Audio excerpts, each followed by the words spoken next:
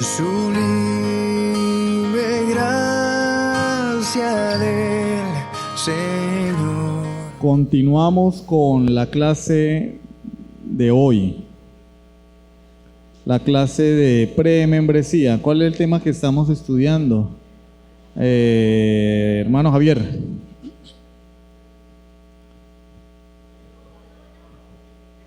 Como quiera, si no alcanza a ver, dígalo.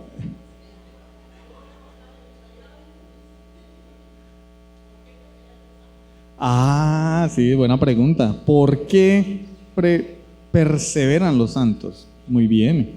Hemos hablado de la santificación como un rasgo distintivo de los creyentes, ¿sí? ¿Por qué hago énfasis en esto? Porque hay una mala comprensión en la iglesia y tenemos que ir sacando lo malo y llenarnos de lo bueno. En la iglesia hay una mala concepción. Se percibe el cristianismo como una religión externa, como cosas que hacemos. Entonces, ser cristiano es dejar de hacer algunas cosas y hacer ahora otras cosas nuevas. Entonces, yo ya no escucho música del mundo, ahora escucho música marciana. ¿Sí? Yo sé qué quiere decir la gente con música del mundo, pero en realidad si me refiero al uso exclusivo de la palabra no lo entiendo, porque toda la música es del mundo, ¿sí o no? A no ser que nos la hayan traído desde Júpiter, alguna luna de allá de Júpiter, y sea música jupiteriana. Ya no escucho música del mundo, ahora escucho música cristiana. Ya no me emborracho, ¿sí? Ahora comparto solo la cena del Señor. Ya no voy a la discoteca, ahora voy a la iglesia. Pero eso no es ser cristiano, son cosas externas que todos los cristianos deben hacer, pero una cosa es la fiebre y otra cosa es la enfermedad. ¿Sí o no? La fiebre es externa, la enfermedad está por dentro. Ahora, sin el ánimo de rebajar el cristianismo, es como si el cristianismo fuese una enfermedad que nosotros llevamos dentro, un virus que hace parte de nuestro ser. ¿Sí? Entonces hablábamos de la santificación como un fruto de la expiación junto con la justificación. Son frutos de la expiación o beneficios, es decir, la sangre derramada de Cristo nos justifica y por ende nos santifica. El que no está siendo santificado es porque nunca ha creído en Cristo para justificación de sus pecados. Decíamos que la justificación es externa porque es la declaración divina de que somos justos, aun cuando en realidad somos culpables, pero Dios nos declara legalmente justos. Pero la santificación es una obra interna del Espíritu Santo que, si lo podemos ver de una forma como un proceso, hay una santificación que es inmediata, que es cuando Dios nos toma del mundo y nos aparta para Él. Y hay una santificación progresiva, que es la que todos experimentamos día con día, una lucha con el pecado. Caemos y nos volvemos a levantar, porque el cristiano ser cristiano no quiere decir que no pequemos, pero no practicamos el pecado. Ser cristiano no quiere decir que si alguien me ofende yo no me voy a poner bravo. No, lo único que no hacía eso era Jesús. Pero significa que no es mi patrón de conducta y que lucho con eso. Señor, ayúdame con mi carácter. Tengo un carácter muy débil y se me sale la piedra por cualquier cosa. Pero yo sé, Señor, que tú me vas a ayudar. Eso es ser creyente. Estamos siendo santificados porque hay una meta: ser semejantes a Cristo. Y eso solamente se va a completar cuando Él venga por nosotros. Esto para tener claro qué significa perseverar. Perseverar significa vivir en santificación.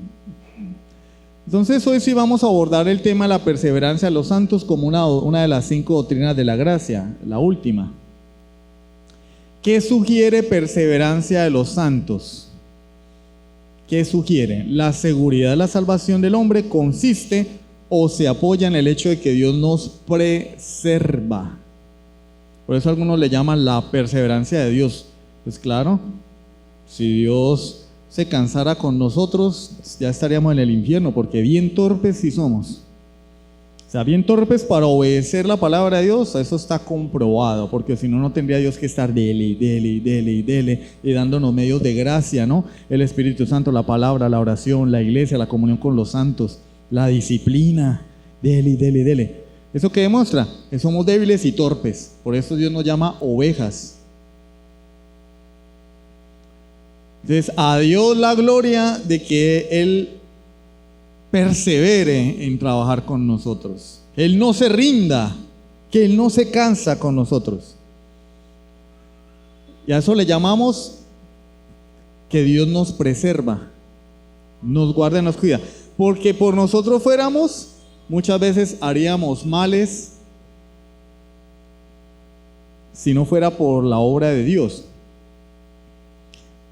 Si Dios no nos estorba, como aquel caso en el que Abraham fue a cierto reino y mintió respecto a su esposa, y el rey iba a tomarla como mujer, porque Abraham dijo, es mi hermana. ¿Y qué hizo Dios? Esperó a que este rey pecara, ¿no? Le habló en sueños y le dijo, mucho cuidadito, no toques esa mujer, porque si la tocas te la vas a ver conmigo. Dios lo frenó de pecar, y a veces Dios hace eso con nosotros.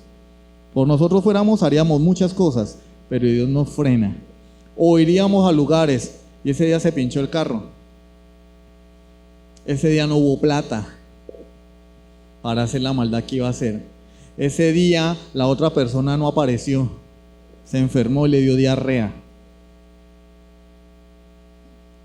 Ay, a la gloria sea para Dios, de que muchas veces nos refrena de cometer cosas que Él no desea. Ese día se dañó el computador. La perseverancia de los santos es la operación continua del Espíritu Santo en el creyente, por medio de la cual la obra de la gracia divina, una vez empezada en el corazón, es continuada y hecha completa. ¿Qué creemos nosotros por perseverancia de los santos? Que lo que Dios comenzó lo va a terminar. Él no es como nosotros que hacemos un proyecto y lo dejamos a medias. No, se acabó la plata, no me alcanzó para terminar de construir la casa. Bueno, tocó echarle piso de cemento porque no hubo para las baldosas. Yo quería granito y me tocó fue con granitos de cemento. No, lo que Dios comienza, lo termina a cabalidad porque Él es Dios. A Él no se le dañan los planes. Pero hay algunos que sí creen eso, que a Dios se le dañan los planes y se le pierden los hijos. Vamos a ver algunos textos bíblicos que nos enseñan que todos los que verdaderamente han nacido de nuevo perseverarán hasta el fin. Hermano, pero es que yo conocí a un hermano que tenía 10 años en la iglesia y ahora está en el mundo. Es más, yo conocí a una ancianita que tenía 20 años en la iglesia, se apartó, se fue para el mundo y la atropelló un carro y se murió. ¿Dónde estará la viejita? ¿Sí?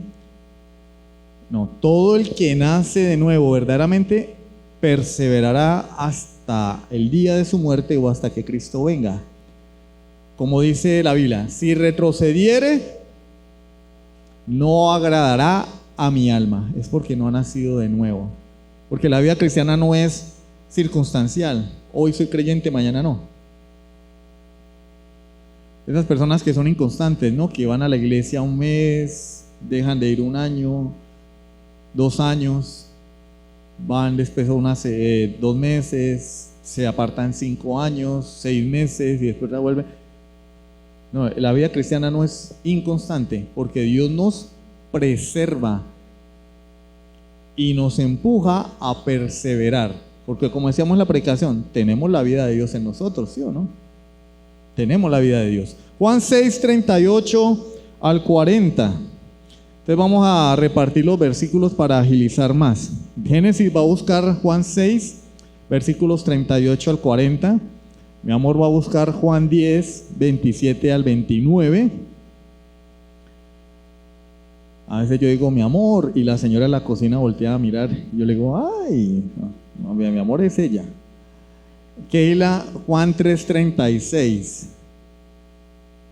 Miguel, Juan 5:24. Luis, Juan 17, versículos del 4 al 7. La hermana Sandra, primera de Juan 5:13. El hermano Javier, Efesios 1, versículos 13 y 14. Y Ronnie, primera carta de Pedro, capítulo 1, versículo 5. Ya tenemos ahí. Los demás no se vayan a deprimir, hay más textos a continuación. Pero vamos a leer estos que nos enseñan que todos los que verdaderamente han nacido de nuevo perseverarán hasta el fin. Como una carrera de Fórmula 1, ¿no? ¿Cierto? Arranca, bueno, Schumacher ya se murió. Fernando Alonso, el español, y empieza la carrera. Para Dios no hay accidentes en medio de la pista. Para Dios no, el tipo no se queda varado en pits. No, llega a la meta. Para Dios. Todo el que arranca en el kart, en el auto, llega a la meta. No se le quedan en la mitad de camino. ¿Sí? Entonces Juan 6:38 al 40, Génesis, por favor.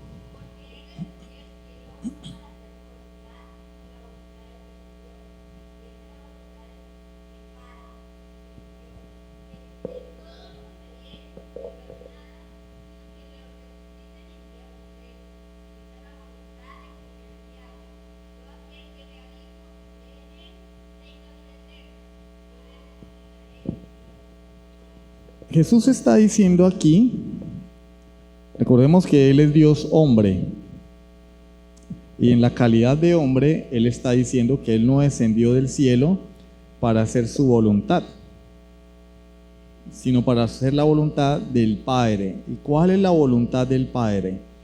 Que de todo lo que me diere, yo no pierda nada, sino que lo resucite en el día postrero. Y la palabra de Dios nos enseña que Dios le entregó a su Hijo Jesucristo un pueblo escogido desde antes de la fundación del mundo. Jesús está diciendo aquí que alguno de los que le entregó se le pueden perder. Decir que alguien que es escogido de Dios se pierde, es decir que la voluntad de Dios no vale un centavo. Dios no quería que Álvaro, aquí no hay ningún Álvaro, ¿no?, se le perdiera. Pero se le perdió. Porque Satanás le metió una zancadilla o puso un agujero Acme en el piso. Agujeros Acme. Y el hombre se cayó y se fue al infierno. No. Que de todo lo que me diere no pierda yo nada, sino que lo resucite ¿cuándo? En el día postrero. Todos los que han sido entregados por Dios a Jesucristo van a resucitar en su segunda venida. Van a ser transformados en su segunda venida. Todos. No, pero aquel se quedó, no era cristiano. Esta es la voluntad del que me ha enviado, que todo aquel que ve al Hijo y cree en Él tenga vida temporal, vida circunstancial, vida mientras se porte bien, mientras dé los diezmos. No, tenga vida eterna. Y yo le resucitaré en el día postrero. Aquí, estas son afirmaciones del Señor, que parece que la iglesia moderna no las quiere entender. Porque cuando ven a una persona que está decayendo en la fe, dicen, no, es que perdió la salvación, es que se apartó. No se puede perder lo que no se tiene. El creyente está ahí y va a llegar a la meta. Juan 10, 27 al 29, amor.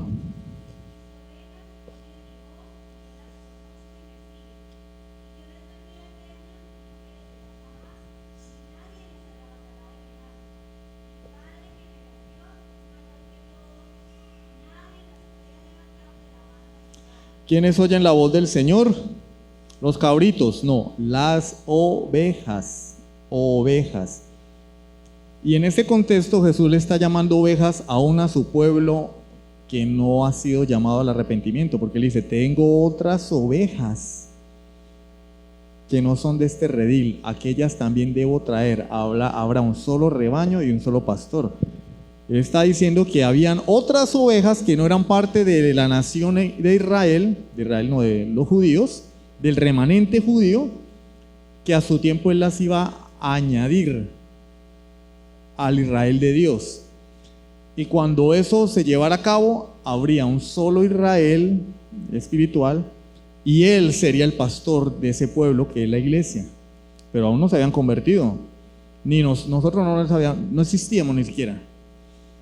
Ni papá ni mamá existían. Y él ya decía que éramos ovejas de otro redil. Porque Dios nos escogió desde la eternidad. Para Dios, su pueblo es salvo desde la eternidad. Porque el Cordero fue inmolado ¿cuándo? En el corazón de Dios, antes de la fundación del mundo. Pero el punto aquí es, Él está diciendo, yo les doy vida temporal, ¿cierto? Perecerán si se portan mal, si pecan, si no dan el diezmo, y Satanás las arrebatará a mi mano. No, dice, yo les doy vida eterna, yo. ¿Y quién es yo? Pues Dios, el eterno Hijo de Dios. No perecerán jamás. ¿Qué parte de no perecerán jamás no entendemos? Ni nadie las arrebatará de mi mano. Y como si fuera poco, de pronto alguien, algún incrédulo dice, no, pero es que Jesús es el Hijo de Dios y de pronto alguien se puede perderle la mano. Dice, mi Padre que me la dio es mayor que todos y nadie las puede arrebatar de la mano de mi Padre. Por si las moscas, si alguien duda, mi Padre es mayor que todos, Él me las dio y nadie las puede arrebatar de la mano de mi Padre.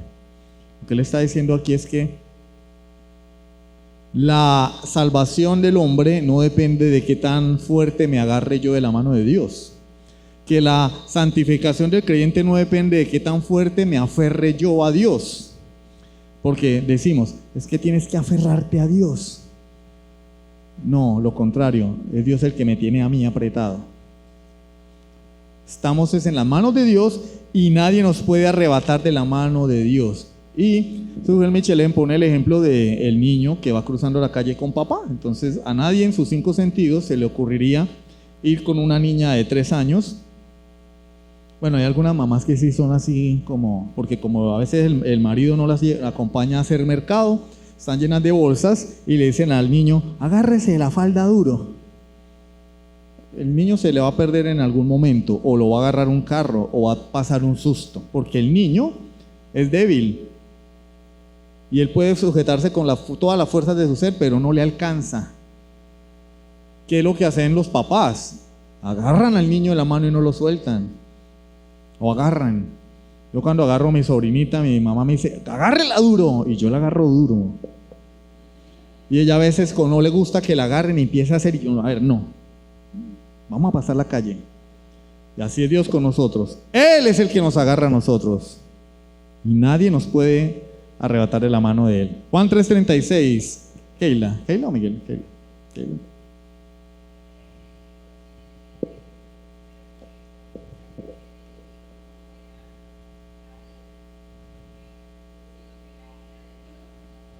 El que cree en el Hijo tiene vida temporal, ¿cierto? Mientras se porte bien. No, tiene tiempo presente, ya la tiene. Vida eterna, ¿no? Entonces debemos dejar de ver la vida eterna como algo que vamos a recibir una vez partamos de este mundo. No, tenemos la vida eterna porque la vida eterna, en el sentido en que lo presenta la Biblia, no está hablando de una vida cuantitativamente hablando, es decir, una vida de años y años y años y años y millones de años. No, es en términos cualitativos, es la vida de Dios, la calidad de la vida que Dios nos da, su propia vida, y comienza en el momento en que una persona se arrepiente. Por eso es que el creyente tiene que cambiar. Si no cambia, bailas, no tiene la vida de Dios en él. El que cree en el Hijo tiene vida eterna. Es eterna, ¿no? No es temporal. Juan 5:24.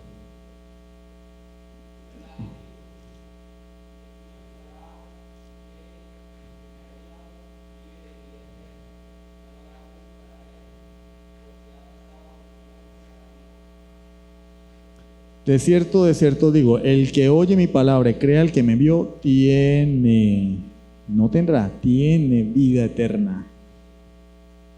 Esa es la parte positiva, ¿no? La parte negativa, no vendrá a condenación. ¿Por qué? Porque ha pasado de muerte a vida. Positivamente hablando, tenemos vida eterna. Negativamente hablando, quiere decir que si yo tengo vida eterna, no voy a ir al infierno, porque he pasado de muerte a vida. Y miren lo que dice el versículo siguiente. De cierto os digo, viene la hora, y ahora es cuando los muertos oirán la voz del Hijo de Dios, y los que la oyeren vivirán. ¿Sí? En la resurrección, los muertos oirán la voz del Hijo de Dios, y los que la oyeren vivirán. Hay una resurrección inmediata cuando el muerto espiritual pasa de muerte a vida, resucita juntamente con Cristo para una vida nueva, y vendrá una resurrección para vida eterna únicamente a aquellos que oyeron la voz del Señor. Por eso alguien dijo,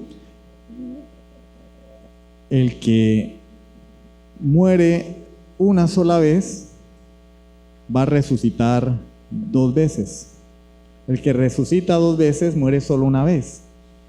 ¿Cuándo? Resucitamos espiritualmente al convertirnos y resucitamos en la segunda venida de Cristo y morimos una sola vez materialmente hablando. Pero el que resucita una sola vez en el día del juicio para condenación, morirá 2 veces, físicamente y en la muerte eterna. Es mejor morir una sola vez, resucitar 2. Menos mal va a quedar grabado. Después lo escuchan otra vez y ahí van a aclarar. Lo escuchan hasta que lo repitan. En mi mente se entiende, ¿no? Pero yo no sé, tal vez algunos, aquí en el cerebro mío, está claritico. Siguiente, Juan 17, del 4 al 7. Luis.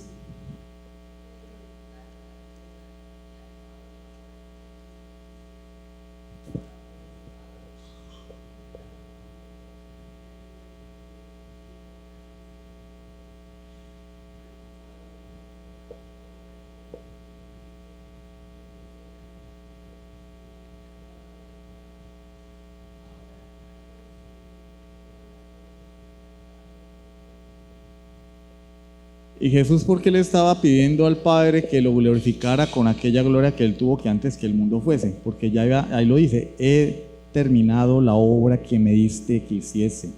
Él no está diciendo, bueno, Señor, pues yo pongo la mitad y si ellos se portan bien, ponen la otra mitad y vamos ahí en sociedad, ¿cierto?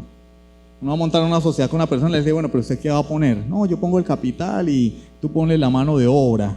No, aquí no hay sociedades. Jesús dice, yo he terminado la obra que me diste. Ahora puedo tomar posesión como el Dios hombre de toda la gloria que he tenido desde la eternidad. Eso es lo que significa glorifícame al lado tuyo. Jesús nunca dejó de ser Dios. El Hijo nunca dejó de ser Dios. Cuando decimos que Él se despojó, quiere decir que Él asumió la forma humana. Y como humano tuvo limitaciones, pero Él nunca dejó de ser Dios. Y ahora Él está diciendo, Señor, yo ahora en mi posición, en mi rol de Dios hombre, quiero la gloria que siempre he tenido. Porque antes Él tenía la gloria eterna solamente como Dios, pero ahora disfrutaría de la gloria eterna siendo Dios hombre. ¿Se está entendido? Porque Él tiene 2 naturalezas. Y esas 2 naturalezas no las tuvo desde la eternidad. En la eternidad solo era Dios. Pero en su estado de humillación, Él asumió otra naturaleza, la humana. Y en el estado de exaltación sería exaltado en sus 2 naturalezas. Hermano, no entiendo. Yo tampoco. Es lo que la Biblia enseña. Él tiene 2 naturalezas. Es una sola persona con 2 naturalezas. Y en sus 2 naturalezas sería glorificado. Por eso Filipenses 2 nos dice que toda rodilla se doblará y toda lengua confesará que Jesucristo es el Señor. No es solo Jesús ahora, es Jesús el Cristo, el ungido, el prometido, el Mesías. Pero el punto aquí es que Él terminó la obra. Él terminó la obra. He manifestado tu nombre a los hombres que del mundo me diste. Ahora Él entra a reclamar la recompensa porque Él terminó la obra. Si Él no hubiera terminado la obra, no estaría hablándole a Dios así. Bueno, Señor, pues yo hice lo que pude. Lo intenté. No, he acabado la obra que me diste que hiciera. Y más adelante ustedes lo leen y Él dice: Señor, tuyos eran y me los diste, han guardado tu palabra. Miren lo que hacen los verdaderos creyentes. ¿Por qué? Porque le pertenecen a Dios y le pertenecen a Cristo por derecho de posesión. Dios se lo entregó. Así que guarda o guarda la palabra. Primera de Juan 5:13.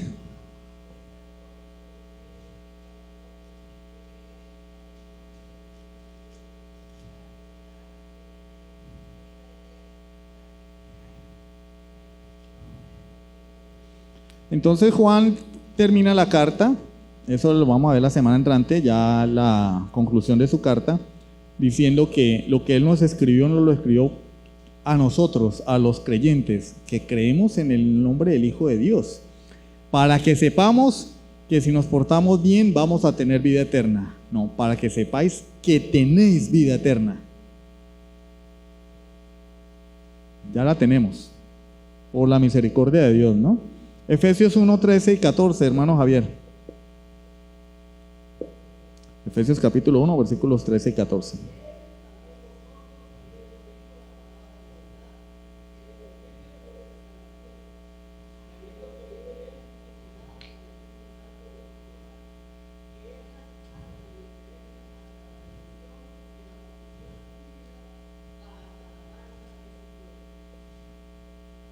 Y resulta que Dios no es como nosotros, porque llega el muchacho y ve a la muchacha y le dice: cásate conmigo.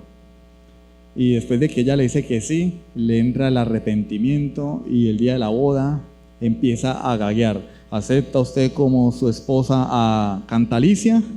Y se queda así: ay, lo siento, y sale y se va, ¿cierto? O viceversa, hay mujeres que se arrepienten en el altar.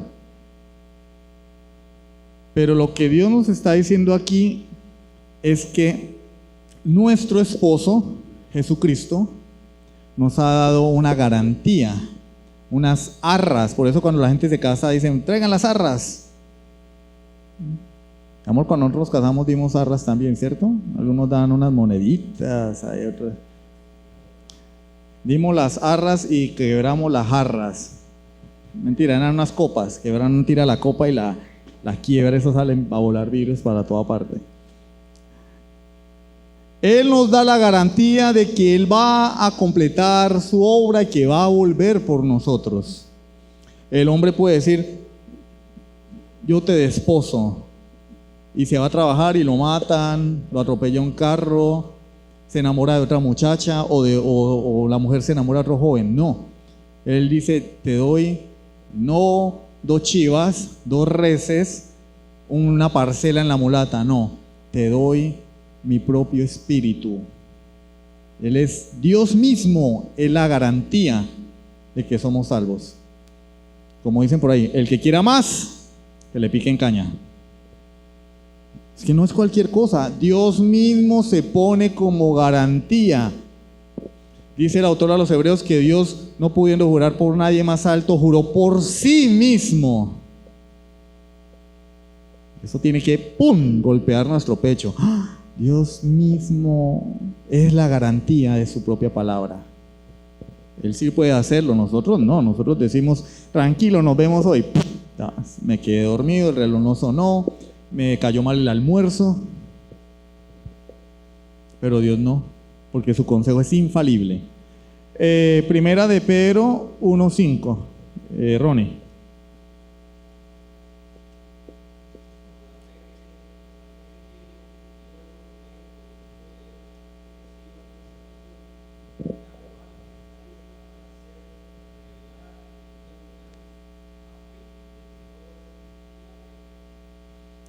Que sois guardados por el poder de Dios.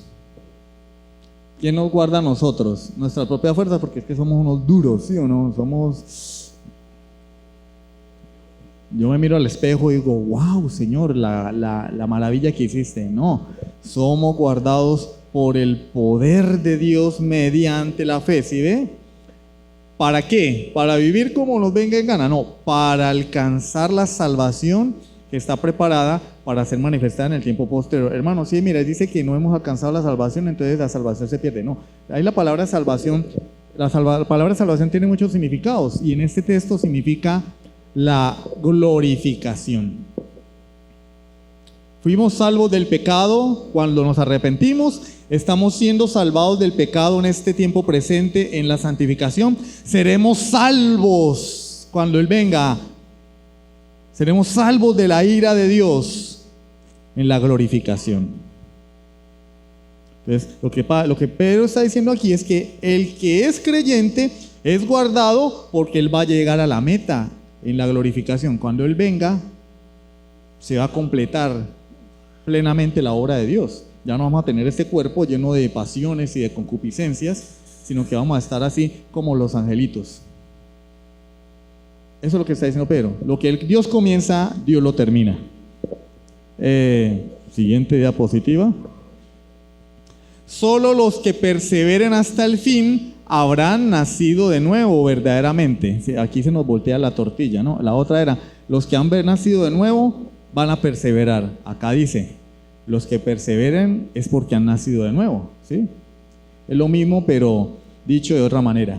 Juan 8, 31 y 32, hermana Marora. Mateo 10, 22, Andreina. Colosenses 1, 22 y 23, hermana Consuelo. Y Marcela, Hebreos 3, 14.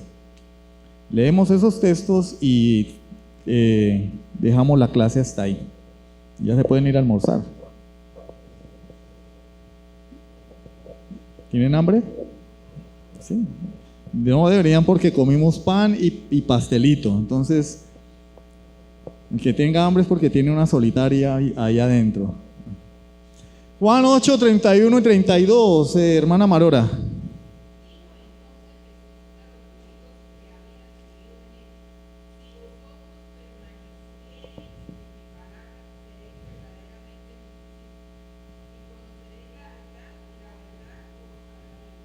¿Quiénes son los verdaderos discípulos de Jesús? Los que permanecen en su palabra. Entonces yo puedo saber quién es un discípulo de Cristo, no por lo que dice, sino porque su vida manifiesta obediencia a la palabra de Dios. Permanece, permanece, permanece. Habla de algo continuo. Si permanecéis en mi palabra, seréis verdaderamente mis discípulos.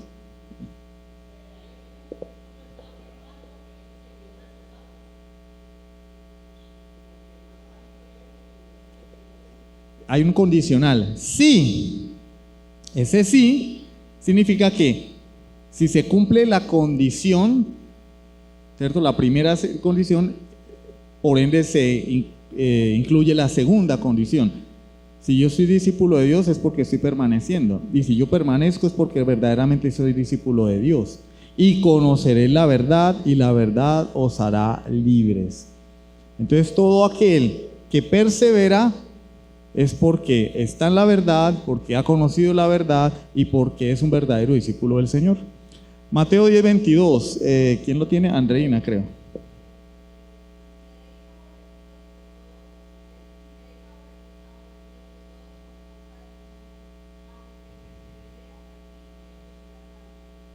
Entonces, allí vemos una profecía del Señor para todos los creyentes, para todos los seguidores de Cristo, en ese caso los discípulos del Señor, que eran los que estaban escuchando ese mensaje de Él.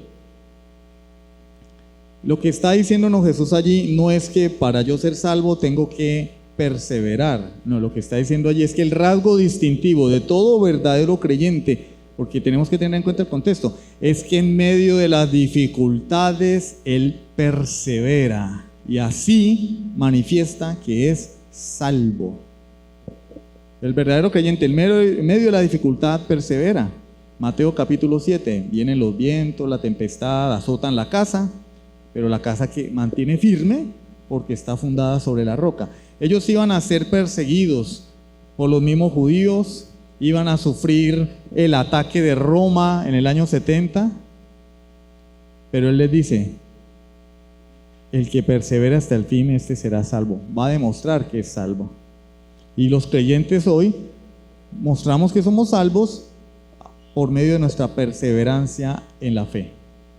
Colosenses 1, 22 y 23. Colosenses capítulo 1, versículos 22 y 23.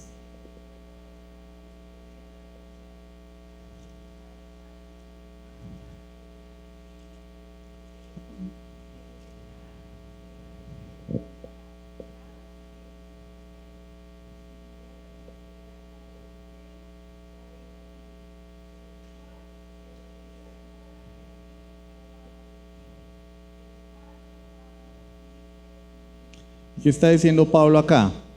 Que el propósito de Jesucristo para los creyentes es presentarnos sin mancha e irreprensibles delante de Dios. Y dice el versículo 23, si en verdad permanecéis fundados y firmes en la fe, es decir, si perseveráis. Entonces, el que persevera, que permanece fundado y firme en la fe, ¿sí? Dice, y sin moveros de la esperanza del evangelio que habéis oído. El que oye el evangelio, no de forma intelectual, sino en su corazón, permanece firme y sin moverse de la esperanza en la cual cree. Entonces, el que persevera, el que está firme, el que permanece fundado en la fe, el que no se mueve de la esperanza del evangelio, es porque en realidad ha nacido de nuevo. Yo puedo, es que tú no puedes ver mi corazón. No juzguéis y no seréis juzgados. Es que usted no puede hablar mal de fulano de tal porque es que usted no conoce el corazón. Pero la Biblia dice que si la persona permanece, persevera, está firme, está fundamentado en la fe, yo puedo determinar con base en ello si es un cristiano o no.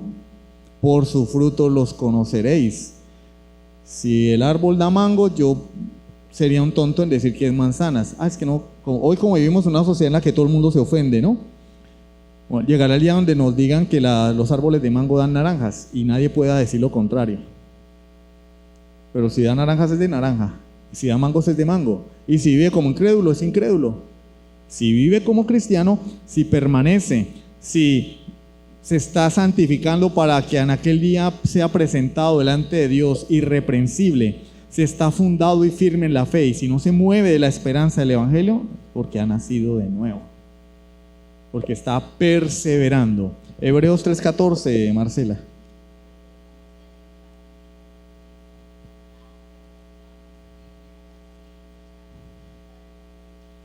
¿Hasta cuándo? Hasta que se nos acabe la gasolina o nos dejemos de portar bien. Hasta el fin. Con tal que retengamos firme hasta el fin nuestra confianza. ¿De cuándo? Del principio.